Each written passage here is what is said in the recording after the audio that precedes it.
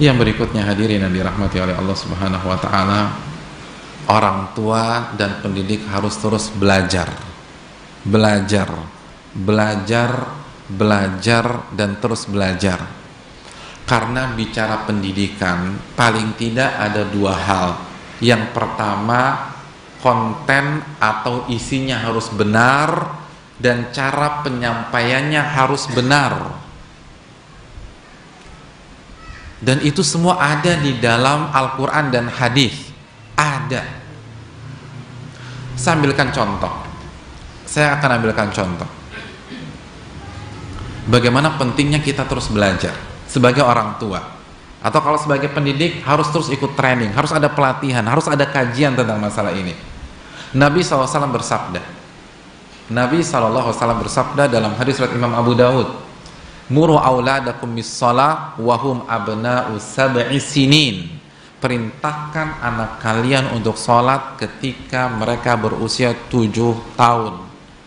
Wadribuhum 'alaiha wa hum abna'u 10 sinin. Dan pukul mereka kalau mereka tetap nggak mau sholat di usia berapa? 10. Ada yang pernah belajar fikih hadis ini? Kata para ulama fikih, perintah untuk mengerjakan ibadah atau sholat bagi anak-anak dimulai di usia 7 tahun. Sebelum 7 tahun kita tidak memerintahkan anak kita sholat. Kasih contoh bagus, ajak sekedarnya ya, tapi perintah usia 7 tahun. Nabi yang bilang. Dan angka 7 ini wahyu, bukan asal ceplas-ceplos Nabi saja. Dan itu terbukti. Saya dapatkan beberapa kasus di masyarakat. Orang tua atau neneknya saking baru kenal sunnah dan semangat mengerjakan sholat, itu cucunya di usia 4 tahun udah harus pakai sholat. Bahkan jam 3 diguyur suruh qiyamul lail. Ya Allah, 4 tahun suruh qiyamul lail harus. Akhirnya apa? Akhirnya dia fobi terhadap sholat, benci setengah mati dengan sholat. Hati-hati. Lebih cepat belum tentu lebih baik, betul tidak? Kalau lebih cepat pasti baik. Antum sholat duhur jam 8 pagi aja. Kita sholat duhur ketika matahari pas di atas kita, itu berarti ibadah itu ada timingnya. Begitu juga, jangan main asal perintah anak sholat, puasa, lihat dulu. Atau Ramadan kemarin, itu kan banyak orang tua anak baru kelas 1 harus puasa, dipaksa, akhirnya benci terhadap puasa. Sholat aja 7 tahun, apalagi puasa. Ibadah terpenting dalam Islam apa? Sholat 7 tahun loh. Ini harus kita belajar. Sholat itu penting, semua paham, tapi ternyata dalam menjelaskan sholat ada timingnya, dalam memerintahkan sholat ada timingnya. Lalu kata para ulama fikih, seperti yang dijelaskan Syekh Sulaiman Ar-Ruhaili, pengajar di Masjid Nabawi, usia 7 tahun sampai usia 10 tahun itu tidak boleh dihukum kalau dia tidak sholat. Hanya perintah. Nggak boleh ada hukuman, nggak boleh. Karena Nabi baru mengatakan pukullah, maksudnya dihukum di usia 10 tahun. Berarti 7 sampai 10 hanya diajak secara persuasif. Bapaknya ke masjid, ya nak ke masjid yuk sama Abi, kita sholat. Iya Pak, itu dibiarin. Jangan langsung uang jajannya dipotong. Nah, kamu udah sholat? Nanti Mi. Nah, sholat? Iya Mi. Itu nggak boleh diapa-apain. Nggak boleh diapa-apain. Nggak boleh dijemur. Nggak boleh dikunci di kamar mandi. Nggak boleh digebukin pakai rotan. Ada waktunya di usia 10 tahun. Ada di sebuah daerah, anak kelas 3 SD ketika ketahuan tidak sholat duhur, itu dihukum sama gurunya. Kelas 3 SD kan kurang lebih 8 tahun. Nabi nggak suruh hukum tuh 10 tahun hukum, diajak terus, diajak, bukan dibiarkan, diajak. Tapi nggak boleh dihukum kalau dia nggak sholat, terus diajak, diperintah, ingetin lagi. Itu fikih. Jadi kalau sholat aja nggak boleh diapa-apain, apalagi yang lain. Apalagi yang lain. Berarti nggak boleh hukum anak, boleh, tapi ada waktunya. Sebagaimana puasa ada waktunya, sebagaimana sholat ada waktunya, sebagaimana zakat ada waktunya. Menghukum anak pun ada waktunya dalam sunnah Nabi SAW. Dan caranya pun juga dijelaskan. Pukulan di situ bukan pukulan yang menyakitkan, bukan membuat gigi susu anak copot, bukan. Tapi hanya untuk mengingatkan, shock terapi, bukan bikin patah penggaris, bukan. Bukan demikian. Nah, ini kan harus belajar terus kita, belajar dan terus belajar. Itu baru satu hadis loh, fikihnya udah banyak banget, belum yang lain. Hadirin yang dirahmati oleh Allah Subhanahu wa taala. Oleh karena itu, orang tua dan pendidik harus terus belajar, harus buka diri, dan harus ilmiah. Jangan telan mentah-mentah sebuah teori, ada dalilnya enggak? Karena kalau teori manusia bisa benar, bisa salah. Tapi kalau teori Allah nggak mungkin salah. Kalau wahyu pasti benar. Dzalikal kitabu la raiba fi. Dan itu ada dalam sunnah Nabi SAW. Tinggal kita mau kaji apa tidak. Dan yang terakhir, hadirin yang dirahmati oleh Allah Subhanahu Wa Taala, sebelum kita buka sesi tanya jawab, sabar. Ya, sebagai orang tua, sebagai pendidik harus sabar. Allah berfirman dalam surat Thaha 132, wa'mur ahlaka bis-shalah wastabir 'alaiha. Perintahkan keluargamu untuk sholat dan sabar, kata Allah. Sabar.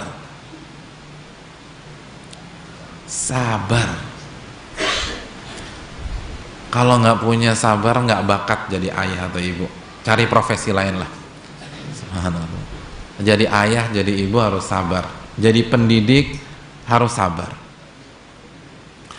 Saya mendapatkan faedah dari salah satu pakar hadis di Riyadh, Syekh Ahmad Al-Batili. Beliau mengatakan begini, Nabi bersabda, perintahkan anak kalian di usia berapa tadi? 7 tahun. Dan pukullah kalau dia tetap nggak mau sholat di usia berapa? 10. Kata Syekh Ahmad Batili, hafizahullah ta'ala, hadis ini memerintahkan kita untuk sabar, memerintahkan atau memerintah anak untuk sholat selama 5.475 kali kurang lebih. Karena usia 7 sampai usia 10 itu 3 tahun. Lalu kurang lebih setahun itu 360 hari. Setiap hari kita disuruh perintahkan anak kita sholat 5 kali. Jadi setelah antum bersabar 5.475 kali kurang lebih, baru antum boleh mukul tuh anak. Gitu. Baru boleh mukul. Jadi nah ini kesalahan orang yang belajar sepotong-sepotong. Jadi banyak orang tua dapat hidayah. Pas dapat hidayah, anaknya usia 11 tahun. Begitu ikut pengajian dapat hadis ini, pukullah anakmu ketika dia nggak mau sholat usia 10 tahun. Lalu dia anak di rumah, anak saya 11 tahun. Begitu pulang suruh sholat isya nggak mau, digebukin tuh anak. Ini nggak benar. Anak baru merintahkan sekali langsung gebukin. Bacanya dari awal, jangan setengah-setengah. Anda udah perintahkan dia sholat selama 5.000 kalian belum? Kan belum. Berarti harus mulai dari awal lagi. Makanya kalau orang tua sabar, kata para ulama, secara tersirat Nabi jamin dia akan sholat sebelum usia 10 tahun. Kalau sabar ya. Jadi begitu dia masuk usia 7 tahun, sholat subuh, nak sholat subuh. Iya bi. Begitu kita pulang dari masjid, dia masih tidur, bangun lagi, nak sholat nak. Iya bi. Itu nggak marah tuh, senyum, nak sholat ya. Iya bi. Nggak sholat tuh. Nanti zuhur lagi-lagi, telepon anaknya. Jadi anak dibelikan telepon tuh bukan main game gadget, ditelepon untuk sholat. Nak sholat. Iya bi, ini lagi main nanti. Sampai jam 3, setengah 4 dia nggak sholat, asik main. Tapi terus diingetin. Nanti asarnya begitu juga. Maghribnya diingetin. Ini belum sholat nih, belum sholat. Dicuekin aja tuh abinya dicuekin. Itu hari pertama. Hari kedua gitu lagi. Dijamin sebelum usia 10 dia sholat. Ini baru 3 hari udah dikunciin. Udah memar-memar tuh anak gitu loh, dicubitin paha kanan, cubitin paha kiri, cubitin pipi kanan, pipi kiri, jadi cabi begitu tuh anak, subhanallah. Ya itu ya, pantesan aja anaknya nggak sukses, orang tuanya nggak sabar 5.000-an kali. Nggak mungkin sesuatu yang baik tuh nggak mungkin instan, nggak mungkin. Nggak, semua yang instan tuh nggak ada yang bagus. Semua yang instan nggak ada yang bagus. Percaya. Mie aja kalau instan bagus nggak? Nggak bagus. Semua kesuksesan tuh kerja keras. Nabi sukses 23 tahun. Begitu juga mau cetak anak yang soleh nggak mungkin. Besok ceramah dia berubah tuh nggak mungkin. Loh, bapaknya aja butuh bertahun-tahun untuk berubah. Kadang-kadang kan kita tuh realistis buat diri sendiri, idealis buat anak gitu loh. Wow, luar biasa deh. Kalau anak dapat 8 marah karena anak IPA-nya harus 9, bapaknya dulu 6 aja udah syukuran tuh kan, subhanallah. Ini gimana sih? Sabar, anak tuh harus sabar. Ngajarin adab harus sabar, ngajarin akidah harus sabar, terus toran hafalan harus sabar, buat kurikulum tahfidz sabar, harus sabar. Itu yang kadang-kadang kita lupa, kita nggak sabar.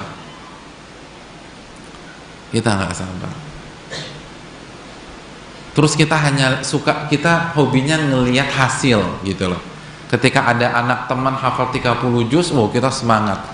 Tapi kita nggak tertarik bagaimana proses sampai 30 juznya itu, gitu loh.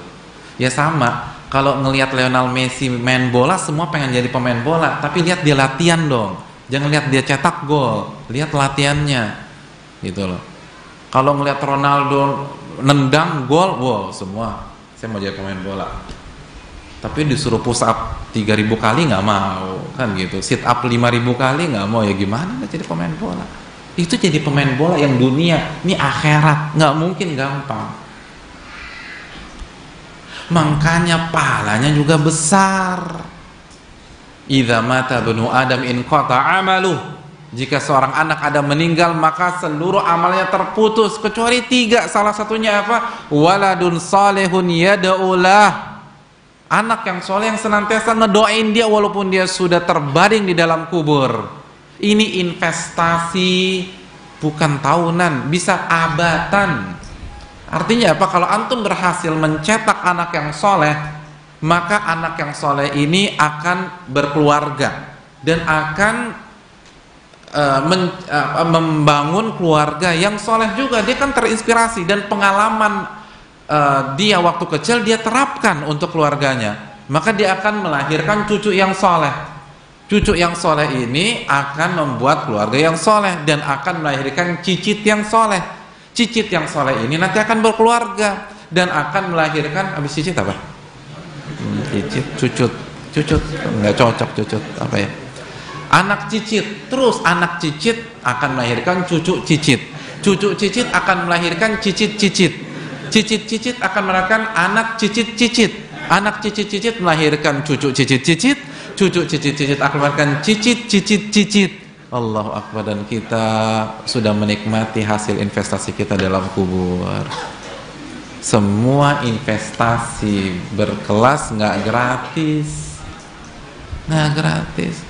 Antum investasi properti di depan kantor wali kota semeter berapa? Di depan Masjid Raya emangnya dapat semeter 200.000? Nggak dapat lah. Semua investasi mahal itu modalnya juga besar. Makanya itulah hadirin sekalian, kenapa dalam Islam itu bagi tugas ayah yang bekerja.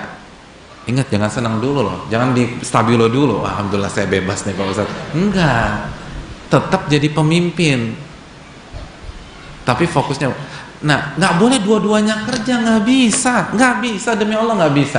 Ada penelitian, salah satu psikolog nasional kata dia, tidak ada dalam sejarah superwoman itu berhasil didik anak tuh nggak ada.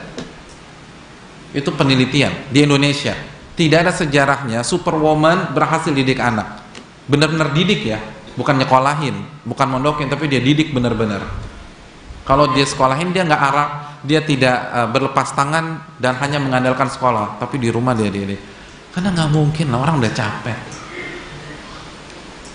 Dia pulang udah jadi sisa-sisa doang tuh. Mayoritas kecerdasannya, energinya dia taruh di kantor. Anaknya udah cuma capeknya, lelahnya, letihnya, dan cuma beberapa jam saja. Ibu, istri di rumah. Dan di rumah tuh bukan nonton, bukan kuliner, apalagi gosip, itu belajar.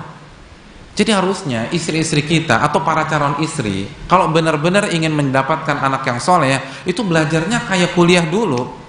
Bukan hanya ikut kajian seminggu 2 kali, dia harus baca, dia harus belajar akidah, belajar ibadah praktis, lalu belajar psikologi anak. Lalu dia nggak telan mentah-mentah, dia sensor lagi mana yang sesuai dalil, mana yang enggak. Lalu dia tanya ustadz. Itu baru belajar beneran. Karena itu tadi, dia nggak bekerja, dan udah nggak bekerja, di rumah dapat nafkah, dan nafkahnya nggak sedikit. Allah mengatakan liyunfik dzu sa'atin min sa'ati dalam surat At-Talaq, hendaklah orang yang punya penghasilan besar kasih istrinya besar ketika nafkah.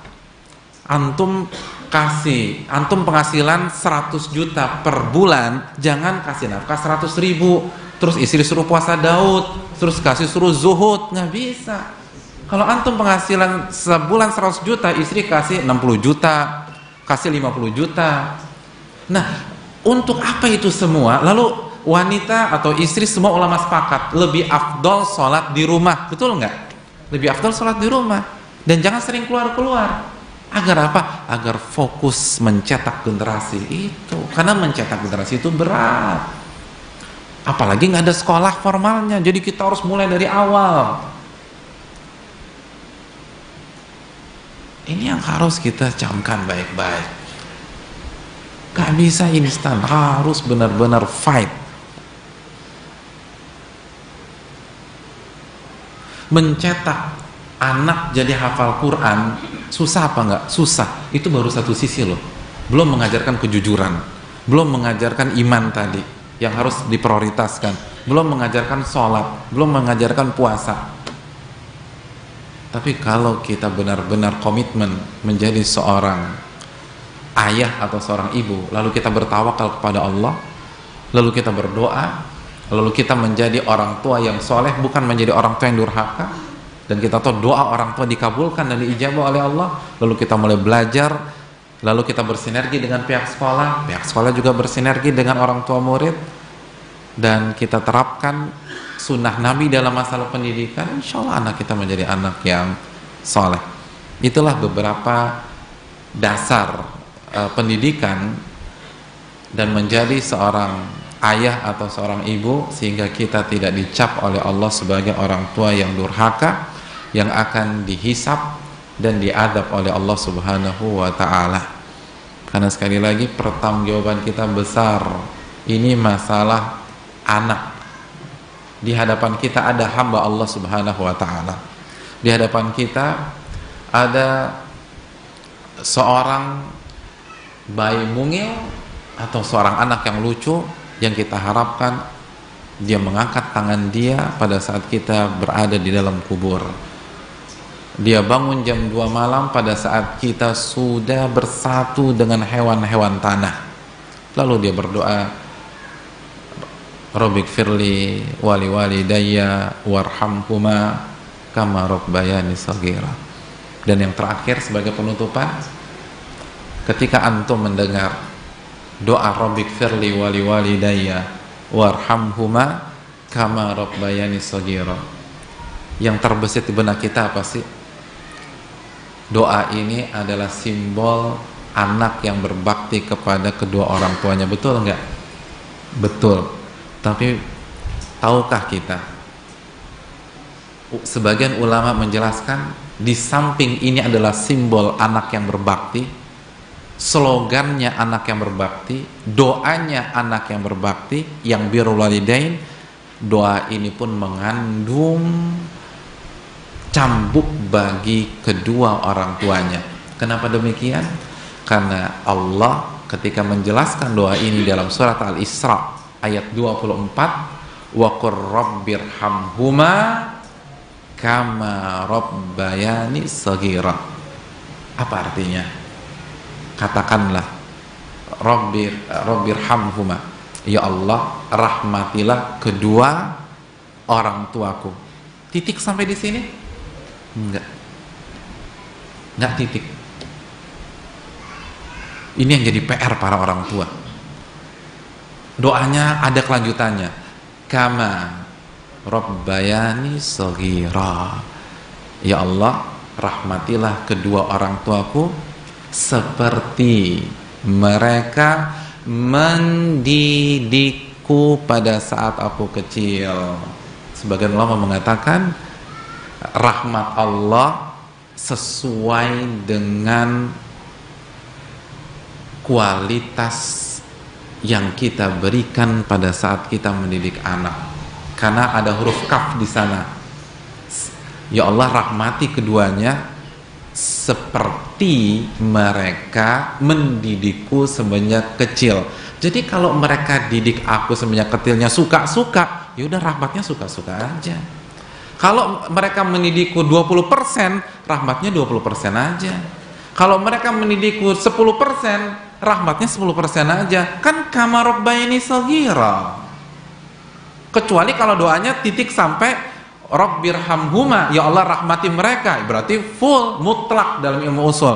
Tapi enggak, Allah ingin membuat doa ini sebagai cambuk bagi orang tua, karena kualitas doa anak kita tergantung bagaimana kita mendidik dia ketika dia kecil. Jadi doa ini juga untuk para orang tua. Kalau kita lepaskan tanggung jawab kita cuci tangan, kita salahkan sekolah, maka ya presentasinya segitu juga rahmatnya. Kama, seperti, kan iya nggak sih? Ya, aku mau mainan seperti temanku Abdullah. Berarti antum belikan mainannya bebas atau ngikutin mainannya si Abdullah? Ikutin. Kalau mainannya harganya 100.000, maka antum belikan 100.000. Kalau mainannya si Abdullah 1 juta, antum 1 juta. Begitu juga dengan doa ini. Dan mayoritas orang tua lupa tentang doa ini, bahwa ini tertuju pada mereka. Mayoritas orang tua berpikir doa ini 100% mendukung mereka, padahal tidak. Kama rabbayani shaghira. Ini yang bisa disampaikan. Semoga ini cambuk bagi kita semua, termasuk yang berbicara, untuk memperhatikan masalah pendidikan anak, dan jangan sampai kita menjadi orang tua yang durhaka kepada anak kita. Kita justru membuat mereka durhaka karena pola asuh kita dan pola pendidikan kita. Dan sekali lagi bersinergilah dengan setiap pihak, dan kita bersyukur di Kota Padang ini dengan Ustadz Elfi Syam hafidhahullah, dan ustadz-ustadz kita yang lain, ada Ustadz Faisal, ada Ustadz Daniel, ada Ustadz Eria, ada Ustadz Taufik, dan ustadz-ustadz yang tidak mungkin saya sebutkan satu persatu. Ada sekolah di sini yang berusaha mengikuti sunnah Nabi SAW, sehingga bisa sangat membantu kita sebagai orang tua. Dan hendaknya bersinergi, terus belajar, terus memperbaiki diri, sehingga kita bisa menciptakan anak-anak yang soleh dan soleha.